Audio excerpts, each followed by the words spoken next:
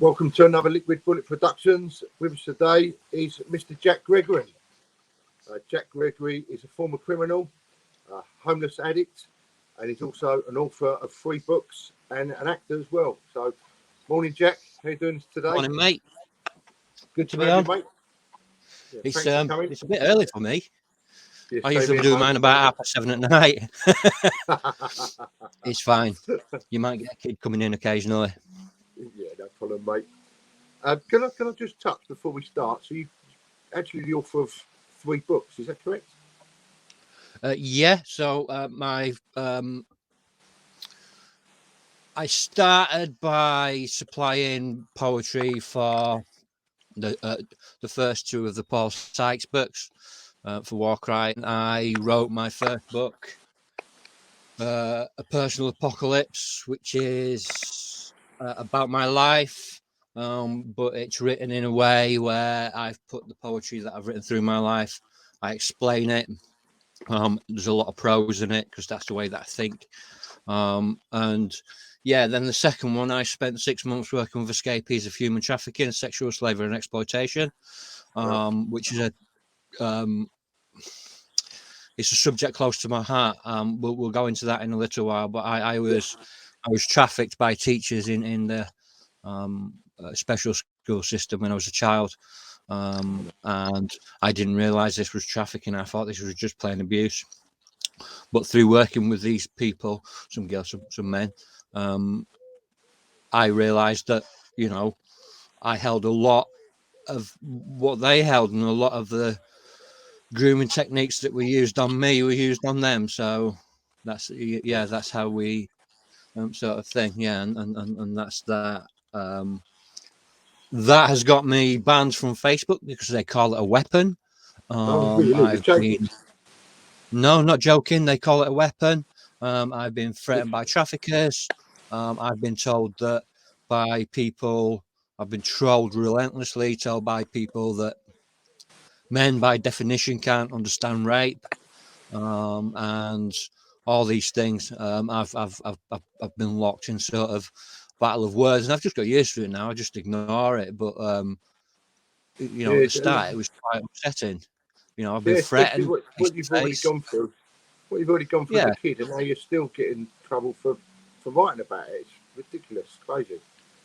People don't like the truth. No. It's here. It's out just outside of the periphery. People know it exists, but they keep it just outside so they don't have to deal with it. The problem is, I make people deal with it because it needs to be spoken about. Yeah, I agree with you there, mate, 100%. All right, Jack. So can we just go back to the beginning, get a little bit of your background, your upbringing, and how you started out, etc., etc. Yeah. So I was born in Glasgow in 1977. So I'm told my grandfather, he died outside a pub in Postle Park, in the custody of Glasgow police.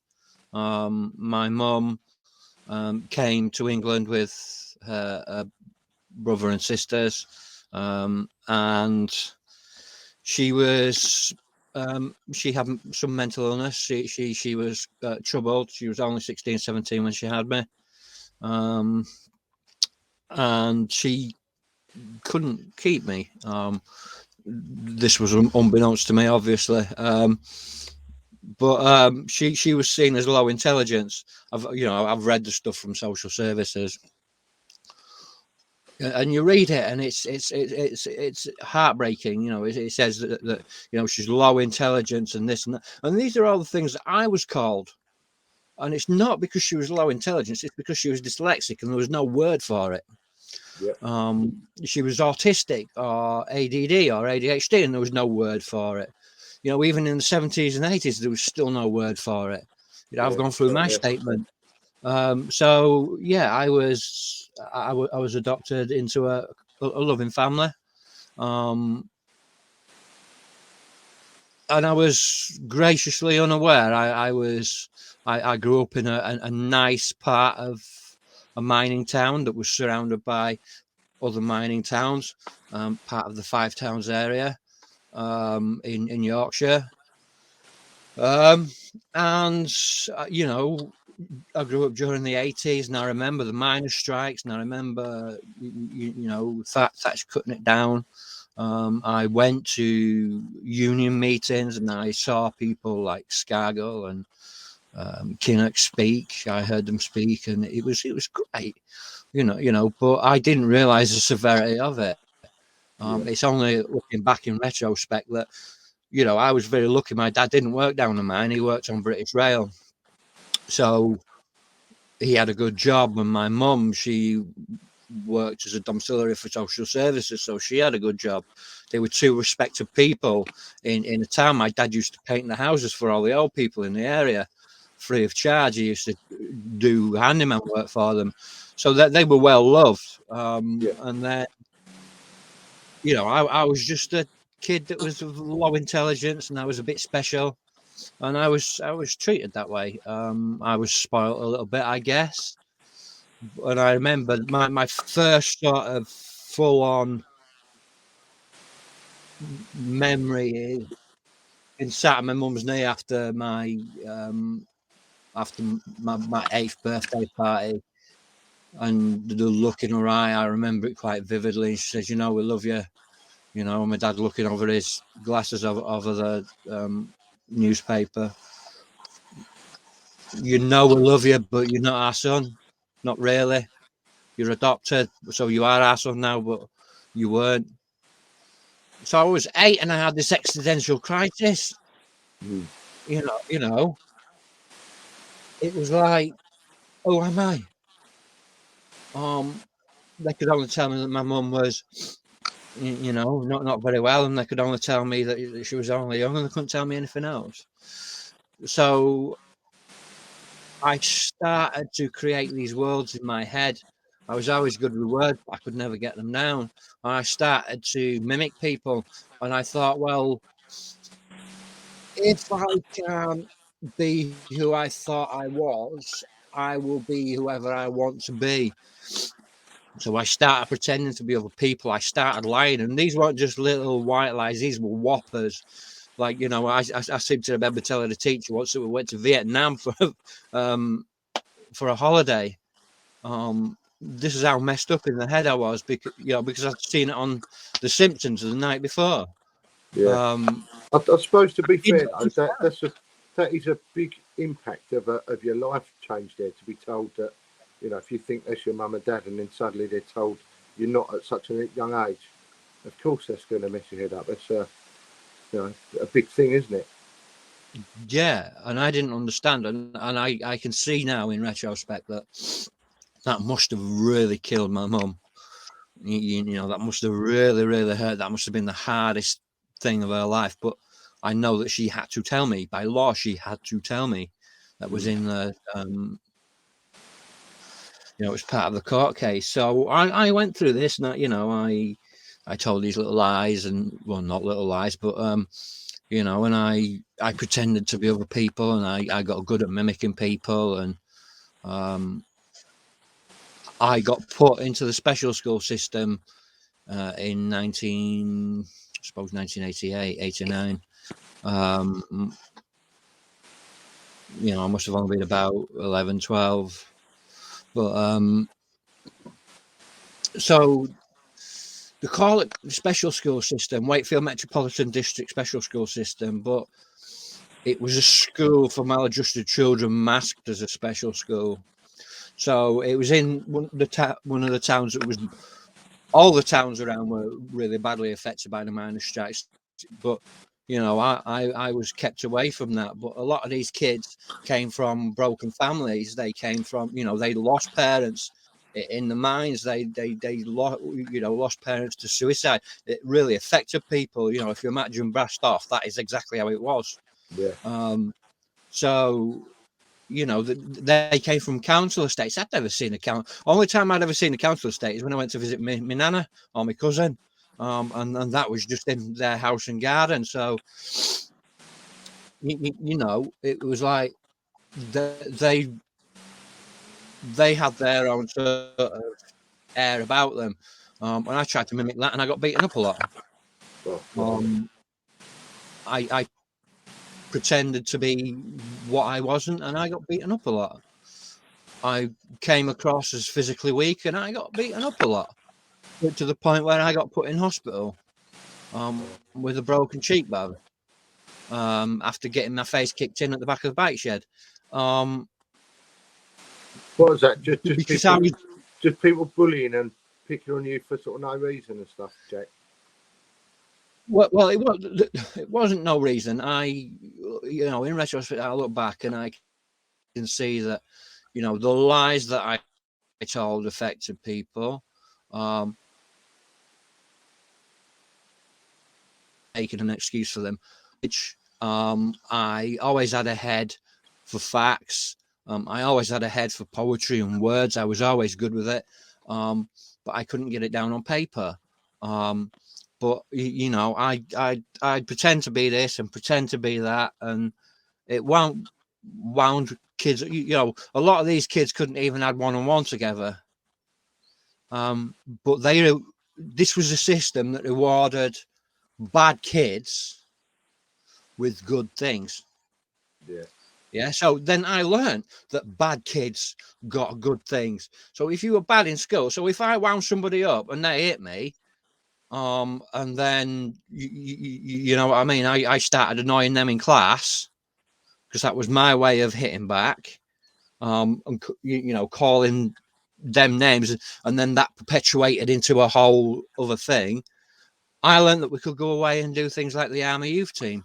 So by the time I was 16, before I left school, I could barely read or write, but I could teach abseiling, climbing, canoeing, caving. I'd been in every cave system in North Yorkshire. I'd done some of the most difficult caves in the country. We were taken away canoeing, and it was great.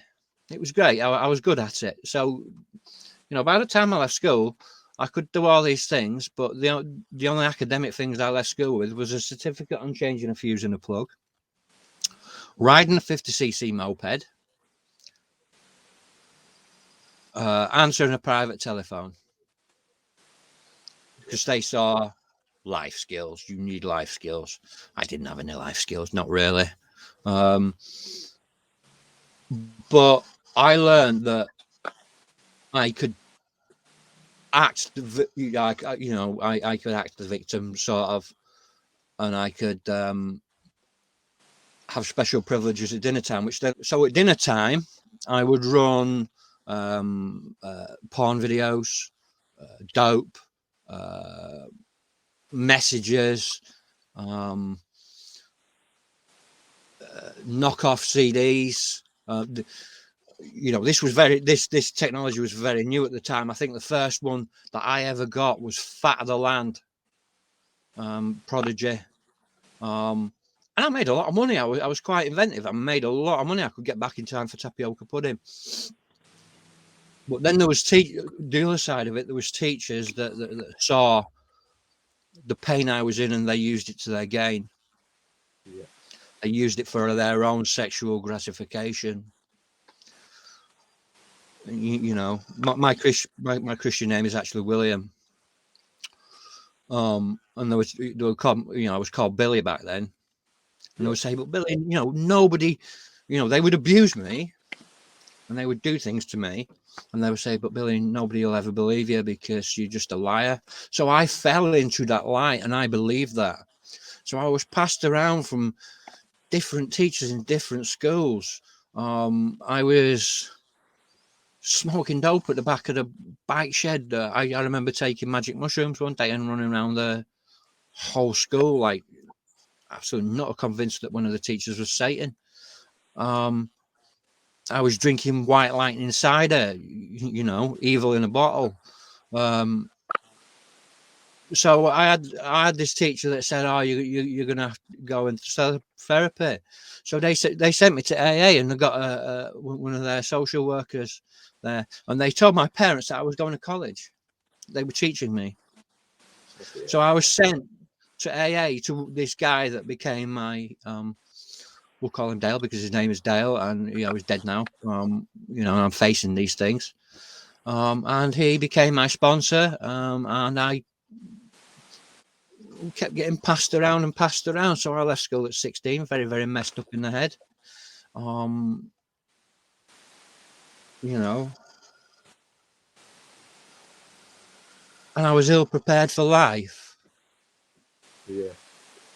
So when you say passed around, Jack, do you mean like they was just sort of still in on it together as such, like yeah, Passed around from teacher to teacher, some female ones, mostly male, some female. yeah, I didn't so much mind the female ones; it didn't hurt. of course, yeah.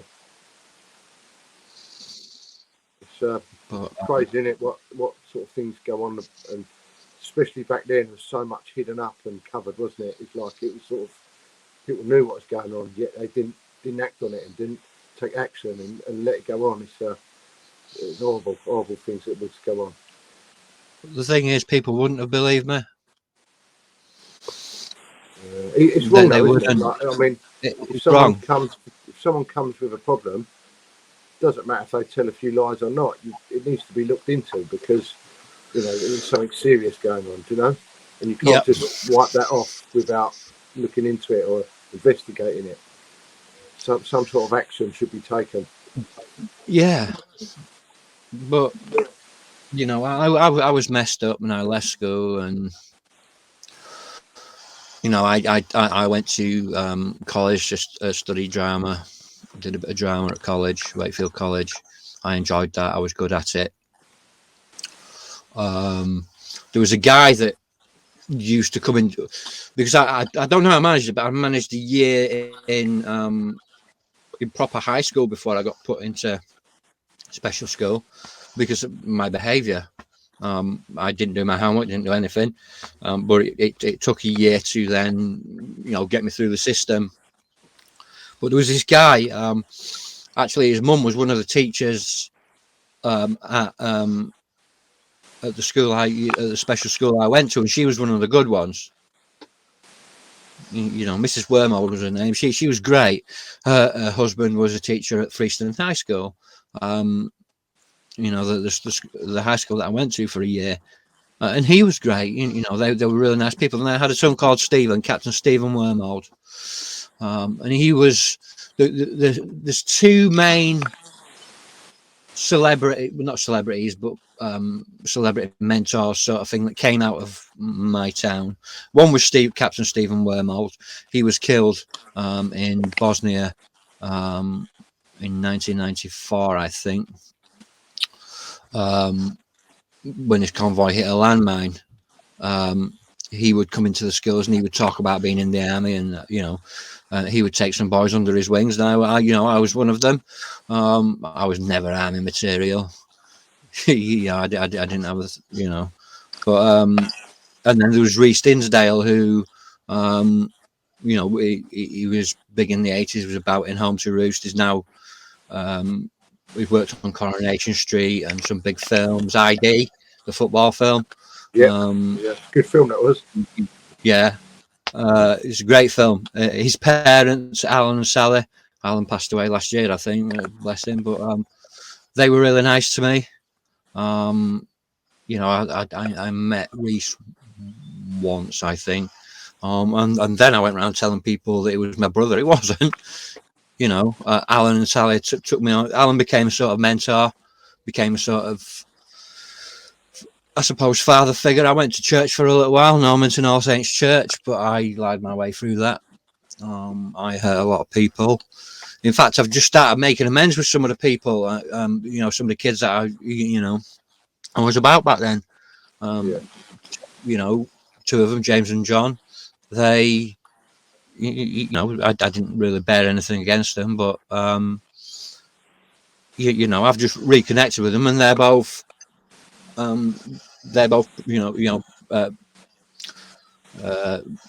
ministers, and within the church, and they've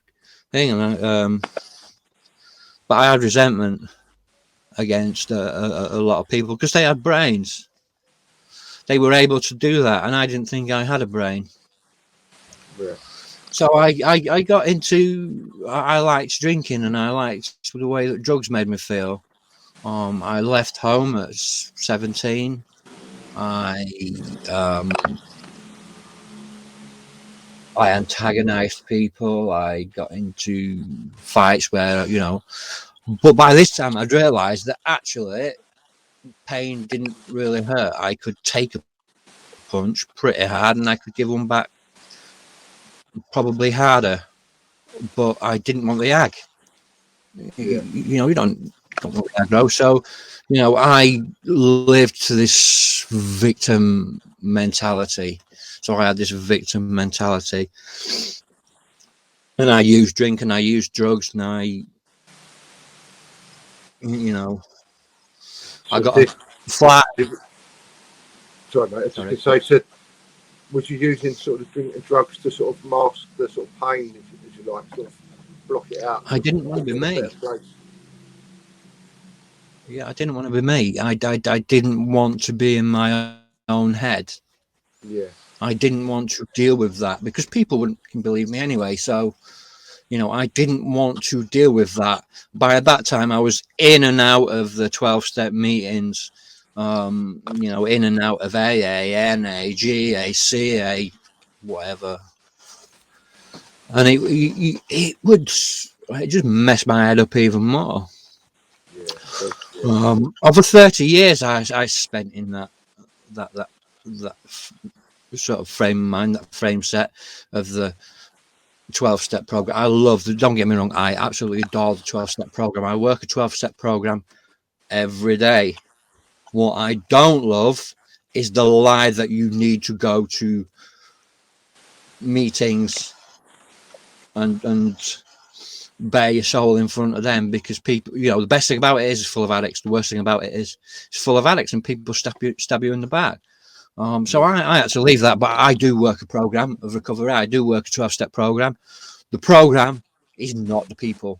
The program is the program. So yeah, I was going to that, and I had a guy that lived upstairs by the name of Darren. He was a 6'4", 20 odd stone, big rocker looking fella, gentle giant, absolutely beautiful fella. He took me under his wing. He started. He loved my poetry. He started to teach me how to be a DJ. He was a DJ. Started teaching me close-up magic. He kept me away from the people within the area that, for a while, that were an emotional or financial drain on me. yeah, And he would take me to poetry readings, and I got to do poetry readings with, I don't know if you know the guy. His name's Carl Dallas. He passed away a few years ago, but he was quite a famous performance poet. He took me under his wing for a few weeks within poetry, and I got some training, and then Darren died, 1999.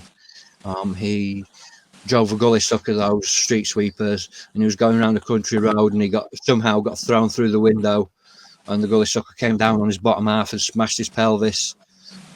He survived that, but he was in hospital for a while and a few months, and then he just got up one day. He was walking and stuff, but he woke up one day and went, "I'm tired," and went to bed and never woke up again. Died of thrombosis. So this is before we really knew anything about thrombosis, And then that wrecked me. I was asked by Darren's brother to read a poem at his funeral, and I did. And then I moved to Portsmouth. Between that, I suppose I'd done some work for some long con crews in Leeds. I'd got to know Paul Sykes a little bit. I did a little bit of debt collecting with him. He was always all right to me. Sorry, Jack. What sort of age are we at now? What sort of age gap are we? 19, 18, 19. So you're still young then, Yeah, still quite young. Yeah. Still quite young. I lost a friend in a fight in an outside a nightclub. He got stabbed in the throat with a bottle. I was dogged with death before I left. My friend Cal, we used to go out drinking together and using together. We were doing between 5 and 8 ecstasy on a weekend. We'd managed to get a load of money together, and we had a week of it. Just a week session. We went out to Bradford and Tong, and went out to his brothers, and we got smashed. And then on the way back, we're walking by a train crossing, and we stopped because it was coming down, and I lit a joint, and he was like, "I love you, mate," and I'm like, oh, "I love you too, you puff." He was gay, couldn't tell his parents. That was doing his head in. He took a drag off the joint, put it back in my mouth, cuddled me, and you could just hear this rumbling in the background, and he ran and vaulted the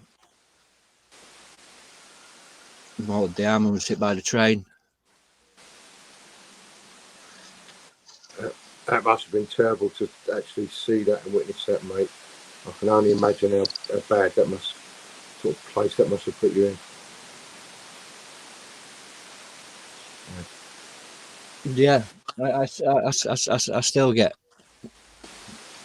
dreams about it. Yeah, I can imagine, mate. That's I wrote a poem about it, and you know, to try and deal with it. I knew I needed to leave where I was. I knew that I couldn't continue being there. So I moved to Gosport. Well, Fareham first. I spent a little bit of time in Fareham, then I moved to Gosport. Absolutely adored the place. Got into rehab there.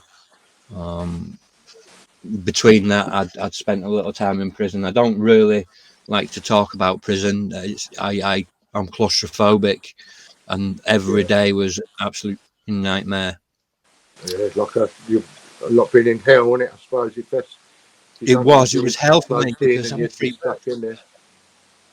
you know. And there's a lot of people that do that, and you know, respect to them. You know, they talk about it sometimes with fondness. You know, and in retrospect, and they talk about people that they were in with, and you know, it's great that they've got that, and you know, they do their podcasts together, and you know, that's brilliant. I don't want to tread on that. That's not me. You know, I've written poetry about it. You know, in the first book, but that's not me. You know, I hated every minute of it. What I did was I lost my temper. That's when I realised I could hit back hard, and I put somebody in intensive care.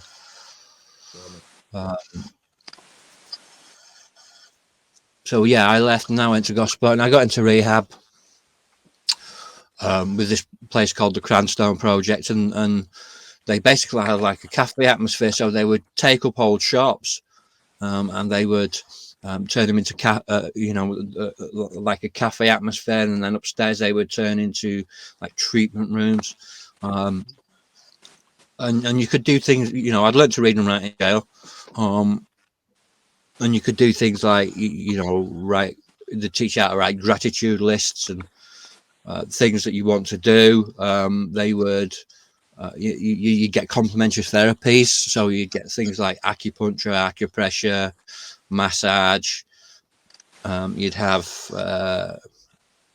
you know, guys teaching you how to do, play guitar and stuff like that. It was great. Yeah. And then, you know, a couple of days a week there was one called Spotlight in Fareham, so I would walk there. It's a few mile walk between Gosport and Fareham, and it was good. It was good for a while. I got clean for a while, and I had a guy that said to me if I got to 30 days sober that he would take me to a film set, and because I've got a love of film. I always have done. Yeah. And I got to 30 days, and he did, and I fell in love with film, and I fell in love with the whole thing. And then I got on the Prince's Trust program, and did that, and then I did the Duke of Edinburgh, And by the time I'd finished those, I was ready to leave Hampshire for Norfolk. I'd met a woman, and I moved to Norwich, and it was great for a long time. I had stepkids that I could focus on, that I absolutely adored, But I had this thing that I needed to do. I always wanted to write a film, and I started to write a film, and it was a pretty good one, if I do say so myself. And I guess I started that in 2009.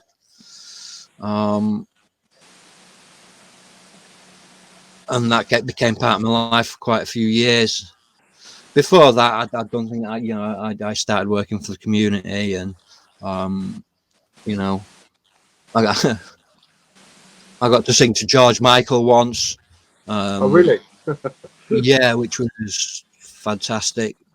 Yeah, He was a lovely fella. I shared a joint with him, because I was sort of back on the.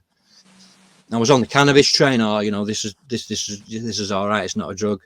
But he was lovely. He was absolutely lovely. I met Keith Chegwin. I had him by the throat up against the wall. He was a nasty piece of work. Oh, really? Yeah, he was absolutely nasty. This was in the Spotlight days, Streetlight days, sorry, and Cranston days. He came to be a patron of the charity, and I read the poem The Junkie, which is based on losing Cal to suicide, and I was told that he was crying all the way through it. And then I was on sort of thank you duty, and he was shaking everybody's hands and laughing and shaking with them. And when I put my hand out, he looked at me, looked at my hand, looked at me, looked at my hand, and went to walk away. So I had him by the throat and called him a CUNT. What was his reasoning for that? I think I just the poem, The Junkie, put him in a place where he was uncomfortable. I think it made him sort of question his own thoughts on addiction and that. Whatever, I don't. He's long dead now, but I don't hold that grudge anymore. I did for a long time. Yeah.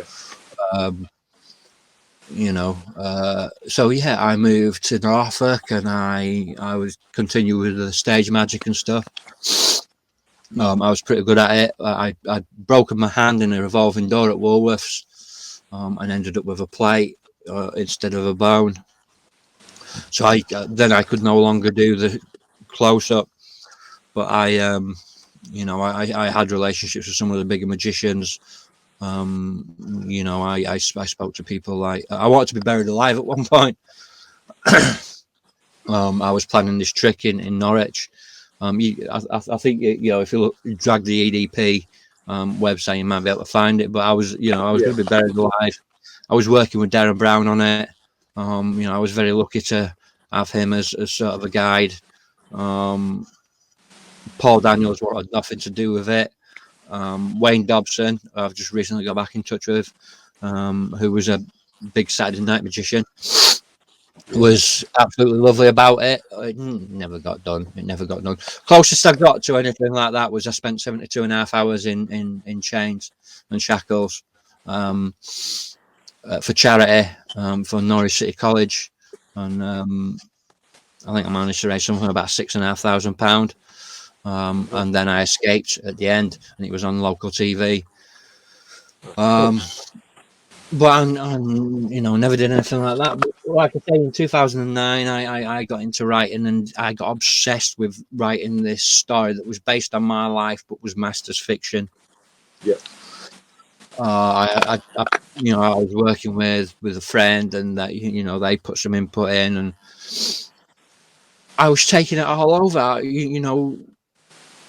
People were loving it. I had some producers in London that was going to make it, some big names that were going to be involved.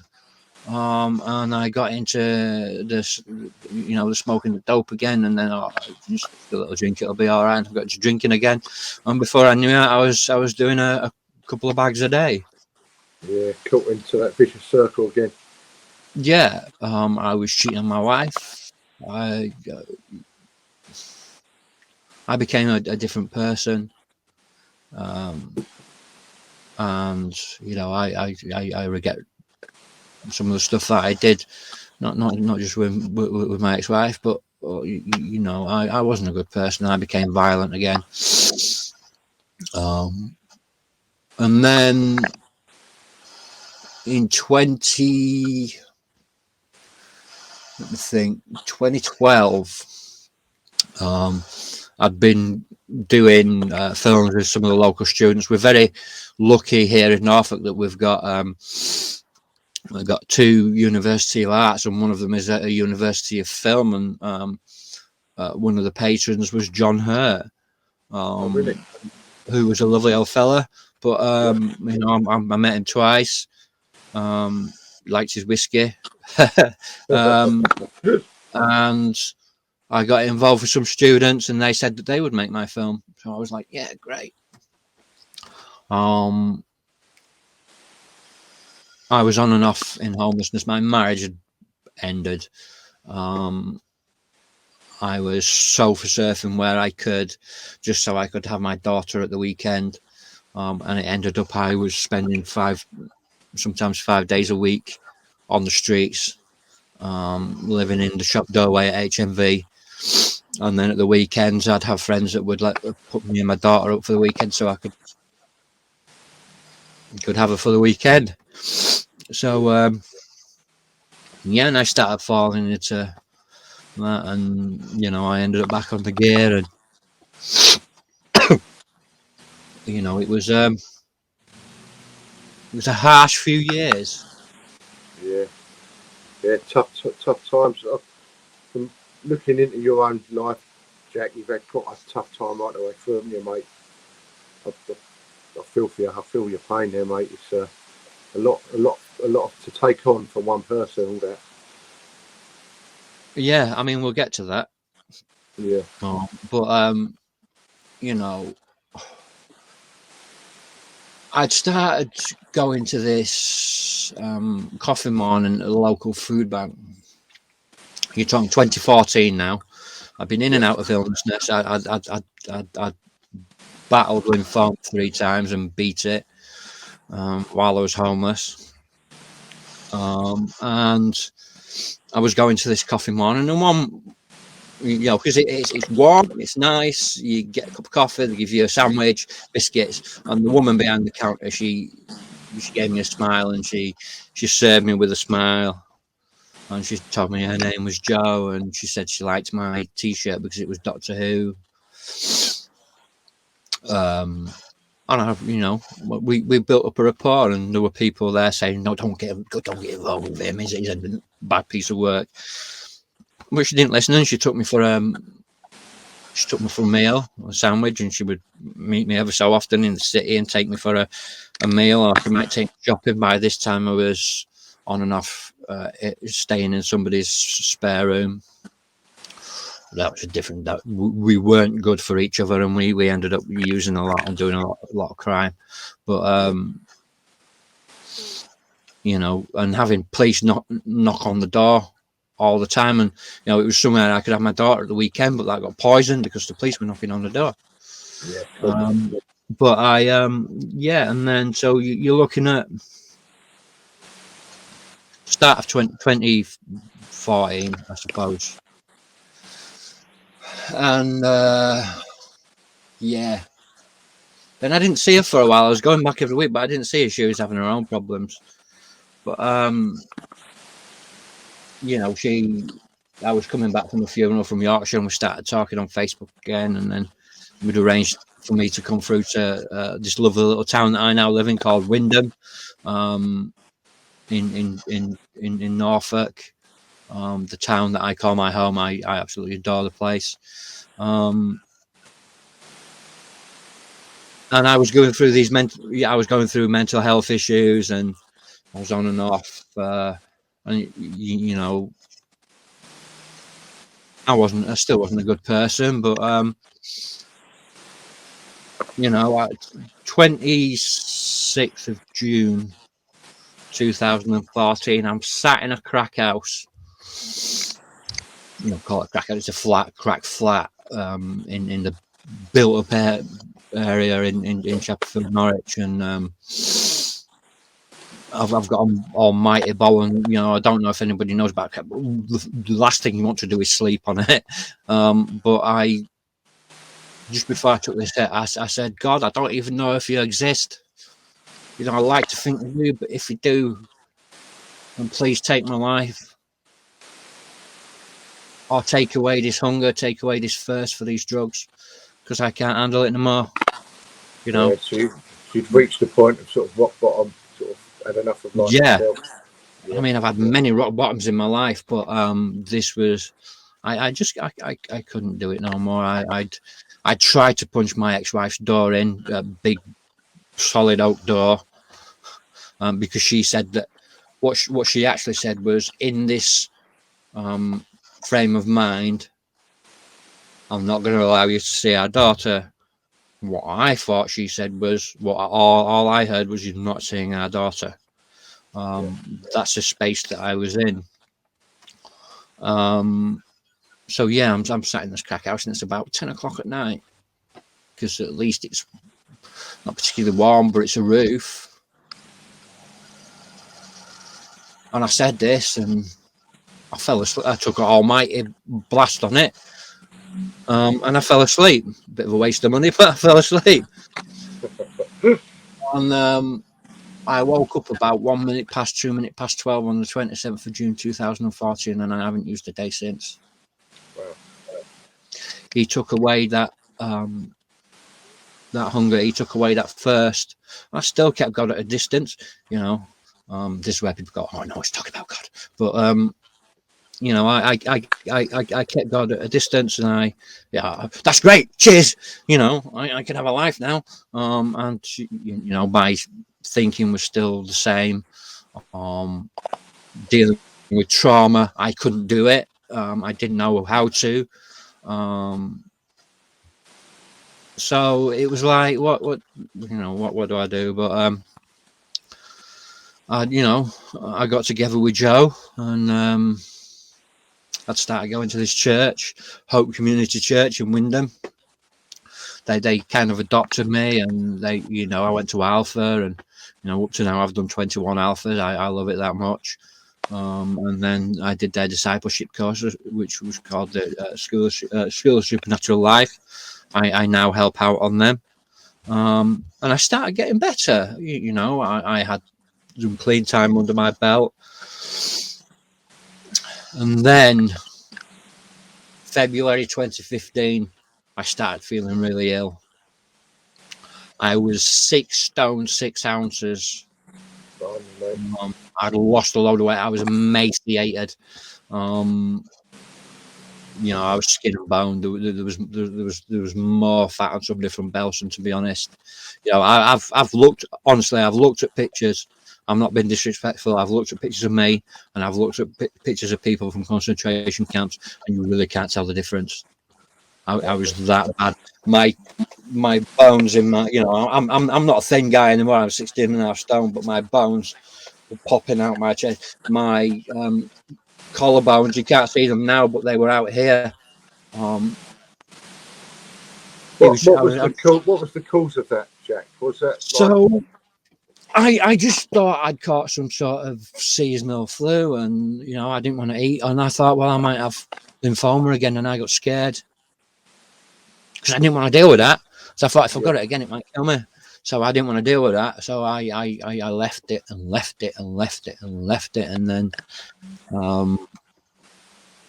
in and out of hospital with stomach problems and gallbladder problems, and my innards had started to stop working. My body had started to fail, and then on March I think it was March the 9th, 14th, something like that, March the 14th, 15th, something like that. I'd started feeling really, really ill. I went to pick up my daughter from my mum's in Norwich. I picked her up from the home. I got 100 yards. Every single bit of air just expelled from my body, and I had to sit down. It was like, and I just couldn't breathe. I tried my best not to panic her. I'd been feeling ill for quite a while before. I was shaking so hard that I was leaving the bed sometimes at night. I was surviving on painkillers and prayer. The Friday I picked her up. The Saturday morning I started to feel a bit better. I managed to take the kids uptown like I do every Saturday, and we went for a bacon sandwich, and I managed to get that down me. And then Saturday night I started to get ill again, really badly. By the Sunday morning I rang my ex-wife and said, look, can you come up and pick her up? I can't do this. I said, I've got to get an ambulance. She said, no, I'll come and get you, and then you can kiss your daughter goodbye, you know, at the hospital, and then she can know that you're going to be all right. So, okay then. So she dropped me off. This must have been about 3-4 o'clock. By 7:30 I was dead. Type 2 lung failure. Dead for around about 4 minutes. Slight brain damage through hypoxia. Tuberculosis. Pleurisy. Some environmental disease that I hadn't seen in about 30 or 40 years. My body was just failing. My mind was failing. And they put me on this thing called Trazodone, which is basically what they give you when you've got serious infection. So I had this serious infection, and everybody I could see, they all had masks on. It was like you see now what's normality now, but then it wasn't. So they all had masks on, and they had eye things on, and they were in contagion suits. And I'm in a room, and they give me this Trazodone, which is like taking LSD, mixed with bleach in a needle. I got a rash from here to here, and it was literally burning. And they moved me from one bed to the other, but as they do, because you're infected with something, they put the paper towels over you to move you. But I thought that had acid on it, and they were going to torture me. I went mute. I thought that I was being tried by a kangaroo court outside my room for everything that I'd done wrong, every lie that I'd ever told, every person that I'd ever hurt, everything that I'd ever done wrong, I was being tried for. My mum, my stepmom, people. I was next to the helipad, so I could hear the helicopters coming in intermittently. The room next to me had the whole, because I was in ICU, it had the whole bells and whistles, and they had this machine that was going over time. So I thought that was like an air raid siren, so that was another million dead. Yeah. They were holding this child on in your head of all the thought process. Yeah, I'm losing even more weight. My innards are failing because I won't eat, because I'm convinced that they're poisoning me with my own blood in my food. I wouldn't eat or drink. My partner, you know, Jo, she was coming in and she was trying to get me to eat. I remember bringing me in a KFC, not KFC, but some sort of chicken thing, and I wanted to eat it, but I couldn't. I trusted her, but I had, because my body was failing in itself, I had these almighty cankers and sores in my mouth. So I couldn't eat it. So I thought, well, this was, they were teasing me. And this happened for weeks and weeks and weeks. People were coming from my church to sit with me and hold my hand and tell me it was going to be all right, and bring me food in and bring me Lucozade in, because that's what you do. The Grantley Watkins is the guy that I'm going to be having him on my podcast soon. He's a lovely old fella, the leader of our church. He came to sit by my bed, held my hand, and he came to pray for my soul because they thought they were going to lose me again. And I screamed at him and I hit out at him, and he just sat there and told me that he loved me. And there was this guy that was really pissing me off. He was at the end of my bed, and occasionally he'd leave, but he was mostly at the end of my bed. And I'm like, what? And he just kept saying, it's going to be all right. It's going to be all right. And I'm like, I don't know that, you know. Who are you? I don't even know who you are. And then 7 years, 2 days ago,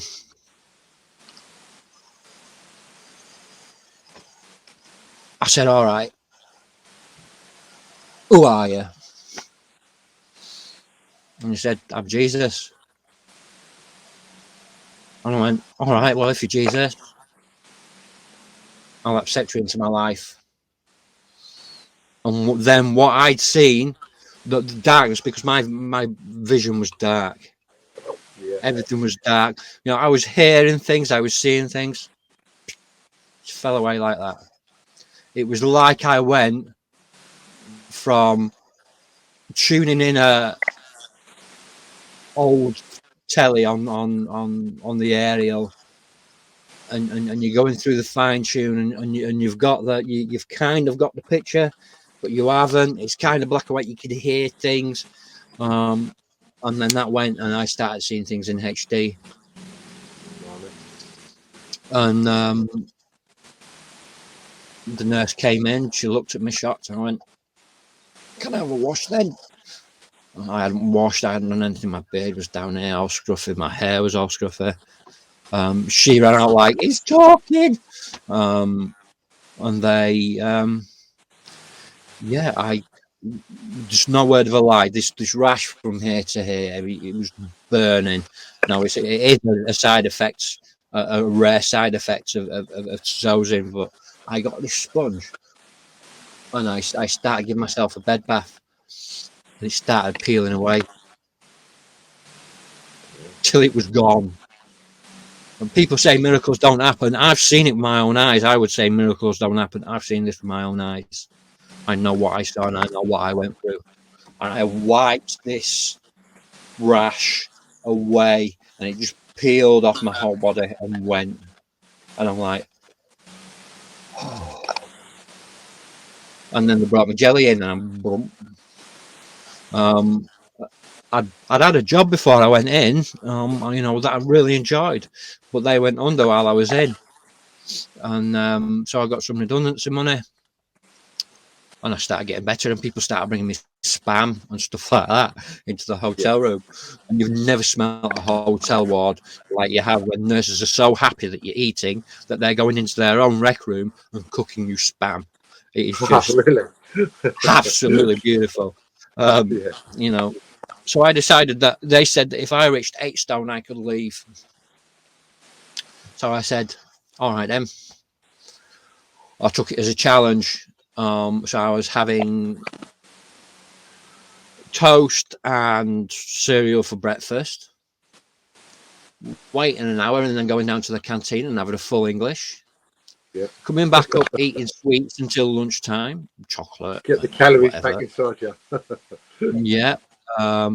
Dinner time, I was having dare dinner and pudding, and then within the hour going downstairs and having, I don't know, sausage and chips or whatever was on the menu.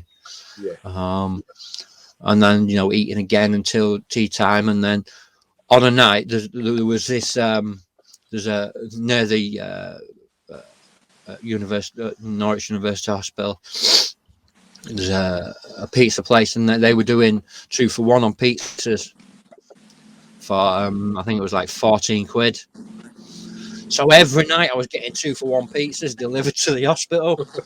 And I was having a pizza myself, and the nurses were sharing pizza. And on my last day, my my penultimate day, I ran out of money. And I'll never forget it. This nurse called Jackie, who's still a friend of mine now, she came in and she went, "Chat, we absolutely love you. We want to thank you from the bottom of our heart for just being you, for the pizzas every night. We want to get you this." So I was able to have 2 for 1 pizza, and they still got their pizza anyway.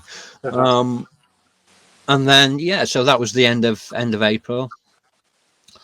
And then I started getting, you know, I started getting mentally better. I started putting weight on. started working within the community.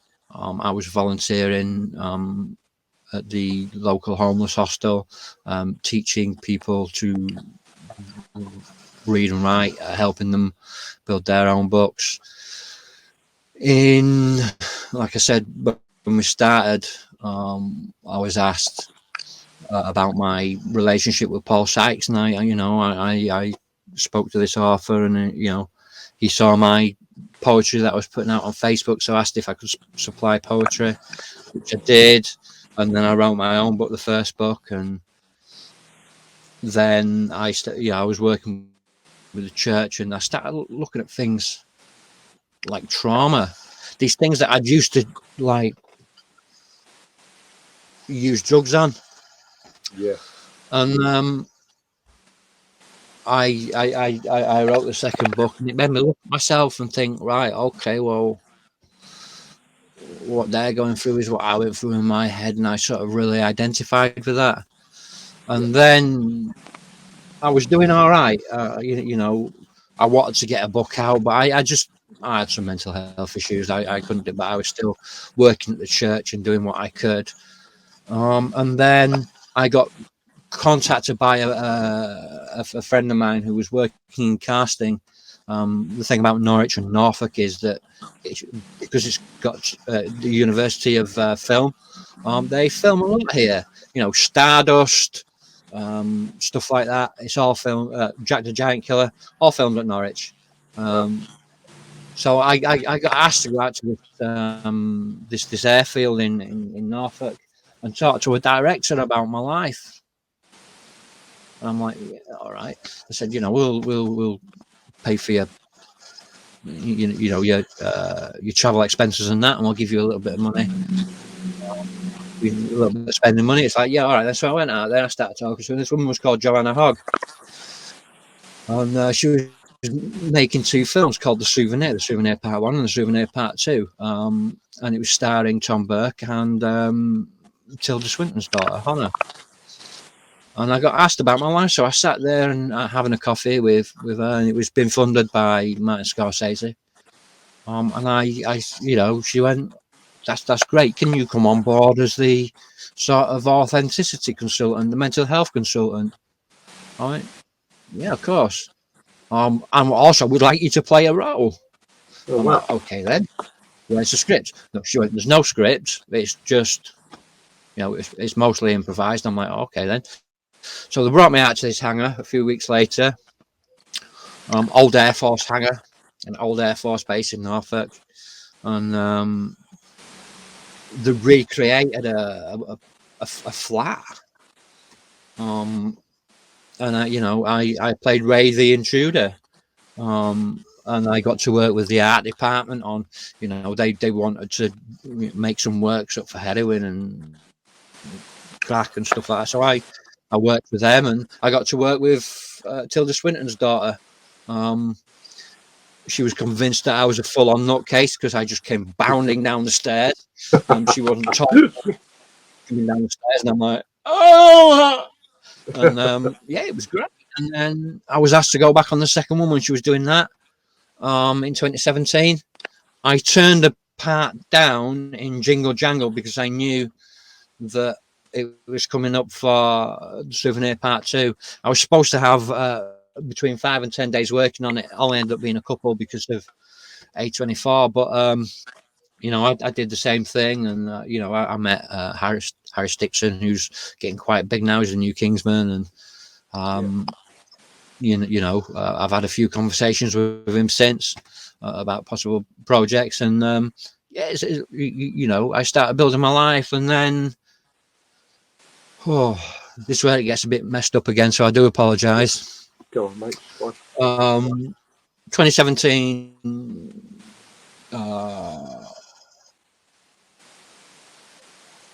the Easter, I lost I built a relationship with my real family.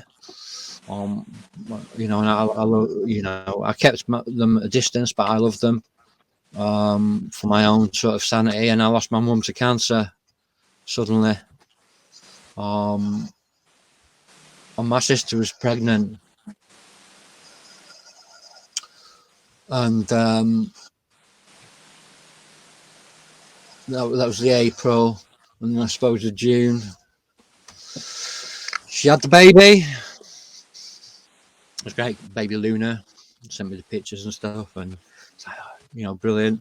I was arranging to, you know, go up and see her, to take my daughter to go up and see her with my, you know, with my church. They were going to pay for my ticket and stuff, and it was, you know, it's really nice. You know, my church is still supportive, and I guess his phone call from my sister saying, because she'd had a really traumatic birth, Yeah. and this was 2 days later. My sister saying that little Lynn's in hospital, and I'm like, well, why? She said, well, I went to bed because obviously I was tired. I'm not getting much sleep, so I went to bed in like early in the afternoon, and they'd already got a daughter. So, you know, but it's like Liam said that he fell asleep on the sofa with the baby, and the baby fell off his knees. Because when I came down, she was limp and acting a bit strange. So I called the ambulance. When the ambulance man got there, he took a look at the baby and called the police. It was a blackout for a couple of days, and then my sister said Liam's been arrested. He's admitted to it in her, and shaking her. So I thought, well, it's shaken baby syndrome.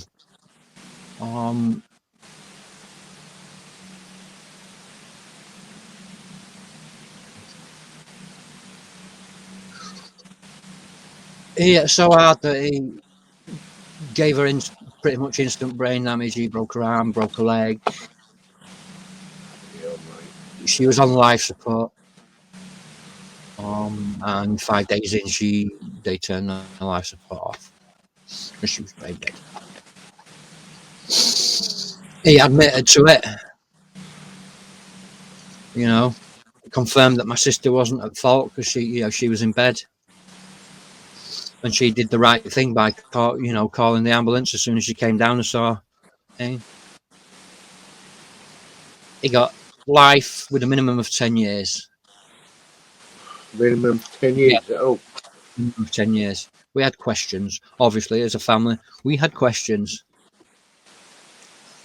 That was taken away from us less than a year later because he was murdered by his cellmate over a spice debt. And it comes up every so often. You know, you get on Facebook, you know, it'll come up every so often in groups and that. It came up the other day saying, oh, good, you know, it's what he deserved. Well, no, we deserved answers. We deserve to see him suffer every day in prison, and that decision was taken away. Yeah. So I had this hate in my heart that was building and building and building, and it was mentally just draining and tearing me apart. You know, the guy, John Westland, that murdered him, he raped an old woman, so he's no better. Yeah. That's why he was in. And it wasn't some sort of, you know, you murdered a baby, so I'm going to murder you. You know, it wasn't that. I could understand it if it was that. It wasn't. It was over a debt for spice. It was a selfish act. It wasn't people calling him a hero. Nothing heroic about it. It wasn't a heroic act. It was one selfish act, cowardly act that took away the ability to get questions answered. So I hated him. And because he was murdered and because everything was going along, we couldn't have a funeral for a year. Nearly a year it took to have a funeral. I couldn't do it on my own. I didn't want to go on my own. So one of the leaders, Chris from church, took me. And we're at the funeral, and I was doing all right. I was keeping myself together. And I came out, and then Liam's mum walked up to me and put her arm around me and hugged me. And I went, and I broke. I said, I'm sorry. And I went to sit in Chris's car, and I just broke down. And that's when I knew I had to forgive him. Not for him, Yeah. not for her, not for anybody else, but for me, because allowing him that space in my head, allowing him to occupy my mind would kill me. So I had to forgive him, and I had to forgive her for raising him, for just being her, just being his mother, and for doing what she did. You know, that was it felt like an attack on me. But I forgave him. I forgave him. It took a lot of work with the church. In between that, I worked with Kelly Massey, the daughter of Paul Massey, to produce the Salford Heart book. With Steve Rafe as well. That took a little while to do. That took a couple of years because I kept having mental health issues, and it was difficult. It was difficult. And then the first lockdown hit, and I felt trapped again, like I did with the prison. And I was going out, but I don't like being told where and when I can go out. So it really affected me. So all I did was sit and watch 80s films all day, every day. Yeah. Nothing. I think that even like myself, that impacted me a lot, and I don't sort of have problems with being in a small space, but that lockdown even made me feel bad. So I can imagine what it's like for you. Yeah, and I still managed to get up and down into town and stuff, and function as a father and function as a husband. But I creatively, I wasn't doing anything. I was in a rut. And then we were allowed out for a bit, weren't we? And it was things were getting better, and then the second lockdown hit. So we're talking what, September, October now, aren't we? 2019, 2020, 2020. And my friend Jason Edwards said to me, you've got so much to offer. Why don't let's do something together? So we decided we were going to do a podcast. And it was via Facebook Live, and we called it Shed X because my wife had bought me a shed, which is what this is. I was going to do it in the shed. I got told off by the TED Corporation for taking the piss, but it was called Shed X, and I interviewed Jason, who was this is a hostage and barricade negotiator and a mediator and stuff. So it was like, yeah, okay, we'll do that. And I fell in love with it straight away. I fell in love with it. And then so I contacted Dominic Negus. Yep. And he went, yeah, come on. And we built a friendship, and we've done a couple since. And he did that, and then I got Ben Span on. Change your life. Anti-knife crime, isn't that campaign. Yeah. And then I sent Peter Blexley a message.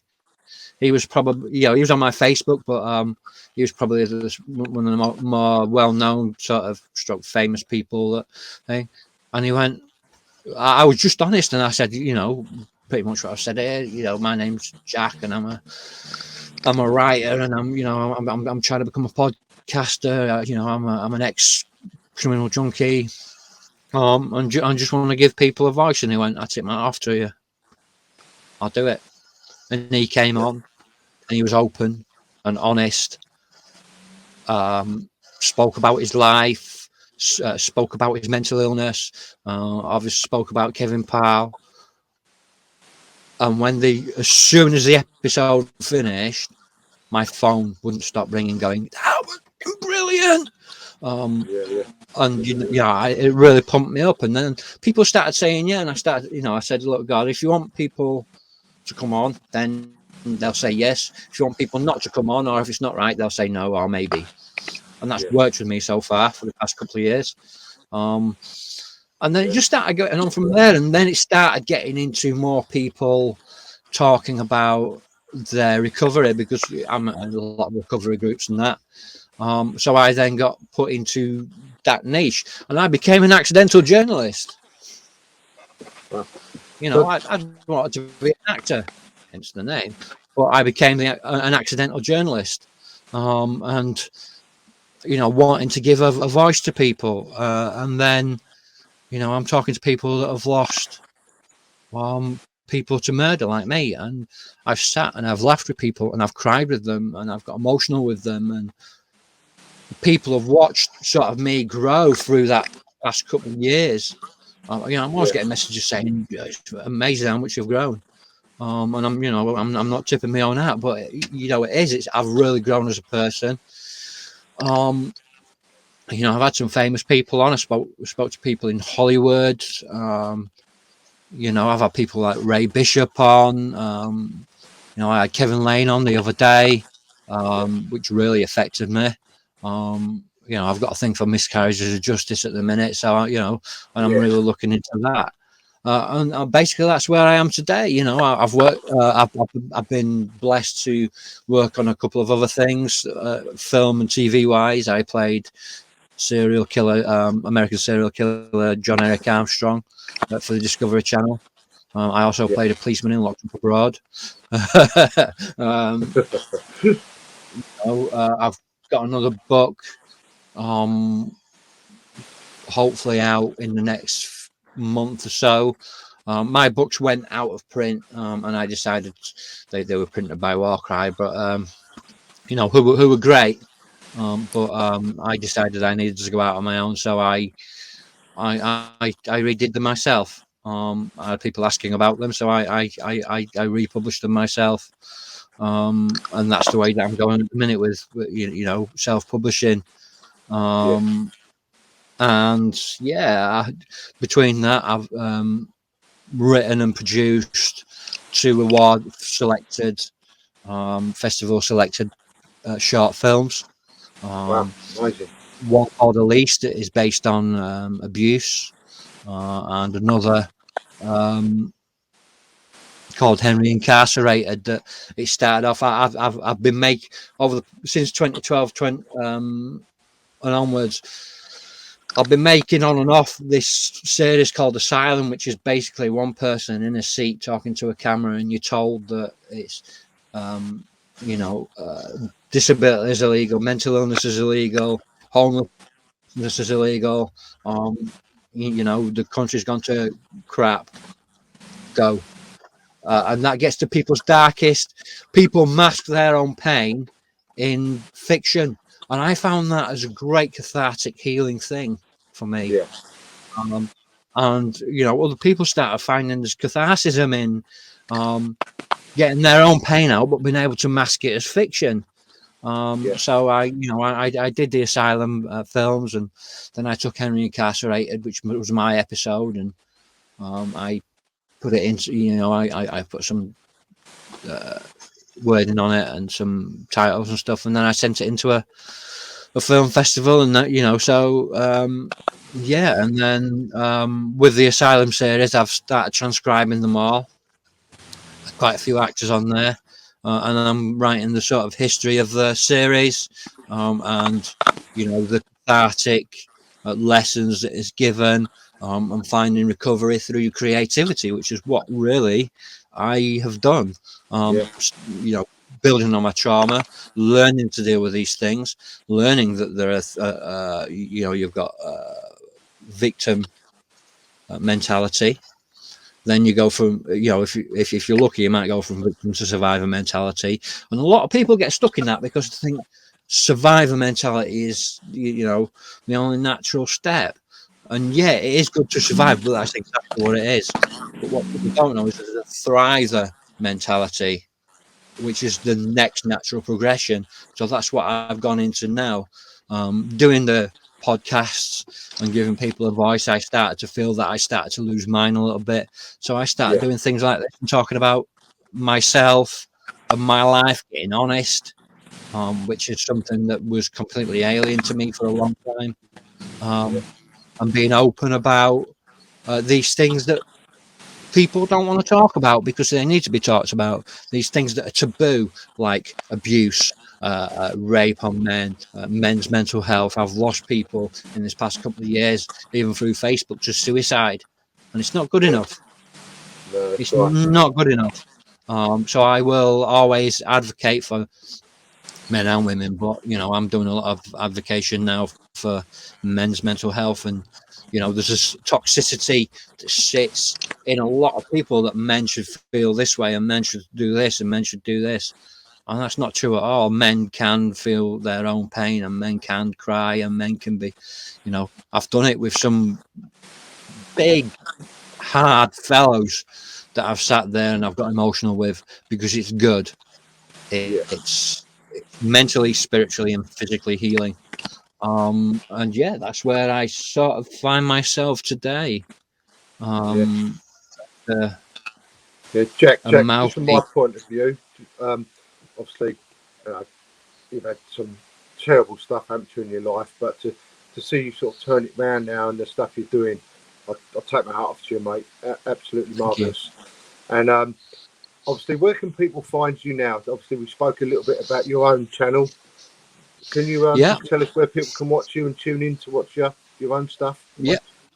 So you can find me on the Accidental Journalist Facebook page, which is facebook.com/JW Greg. You can find me on my website, which is jwgreg.wordpress.com. Everything is on there. I do have a YouTube, but all the YouTube videos, you know, I do the live podcasts and then I rip them and then I put them onto YouTube, and then the YouTube is used as a video dump, so I can then link them to my website. So everything can be watched on my website under Live and Undrugged. My books can be found there. As you click on there, they can be found on Amazon under my name, Jack W. Gregory, or the names of the books, which are A Personal Apocalypse, The Poetic Ramblings of a Troubled Man, and Between the Streetlights and Red Lights, Escaping Human Trafficking, Sexual Slavery and Exploitation. Any interview that I've done like this also goes onto the website and they can be found on the main page. They will always get linked. And yeah, just or if anybody wants a signed copy, drop me a message, and I'll do a signed copy. Marvellous. All right, Jack, we've started to wind it up there, mate. I really appreciate you sharing your story with us. It's impacted me listening to it myself, so I know it's going to impact a lot of other viewers. And it's been fantastic. Thank you ever so much for coming on, Jack. Cheers for having me on, mate.